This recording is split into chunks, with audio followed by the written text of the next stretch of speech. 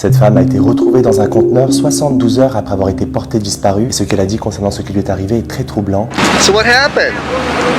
I don't know. I was in one place and I found in another. Elle s'appelle Marlène Lopez, elle est âgée de 52 ans. Elle a subitement disparu lundi dernier alors qu'elle était dans son domicile. Elle était censée aller chercher sa fille à l'école, mais elle ne s'est pas présentée. C'est alors que l'école s'est inquiétée et a appelé la police. Près de 72 heures plus tard, alors qu'un homme passait pas loin du conteneur, il a entendu un bruit provenant de l'intérieur. Quelqu'un était en train de frapper à la porte et demandait de l'aide. Il s'est rapproché du conteneur et a constaté qu'il était verrouillé. Il l'a déverrouillé puis a découvert Marlène à l'intérieur. Il a alors immédiatement appelé la police. Les policiers sont arrivés sur place et ils ont remarqué que Marlène était très déshydratée. Elle ne présentait aucune blessure. Les policiers se sont directement demandé mais qu'est-ce qui a bien pu lui arriver pour qu'elle se retrouve ici. Avant de l'interroger, ils ont décidé de quand même l'emmener dans un hôpital voisin pour vérifier son état de santé car il faisait très chaud et elle semblait très étourdie. Elle a été interrogée par les policiers et a indiqué qu'elle ne savait pas comment elle s'était retrouvée à l'intérieur du conteneur qui se trouvait à près d'1 kilomètre de chez elle. Le propriétaire du conteneur qui s'appelle Tyler a été interrogé par une chaîne de télévision et il a indiqué qu'il avait vu Marlène se promener dans la zone industrielle lundi. Il a dit qu'il avait verrouillé le conteneur qui est utilisé pour stocker des tondeuses à gazon mardi dans l'après-midi. À ce moment-là, il n'avait entendu aucun bruit qui laissait penser que quelqu'un était à l'intérieur. Il a indiqué qu'il pense que Marlène est restée coincée dans le conteneur après qu'elle soit rentrée dans la zone industrielle et qu'elle se soit évanouie. Il a indiqué qu'il n'était pas responsable du fait qu'elle soit restée à l'intérieur. Trop bizarre cette histoire, dites-moi qu'est-ce que vous en pensez?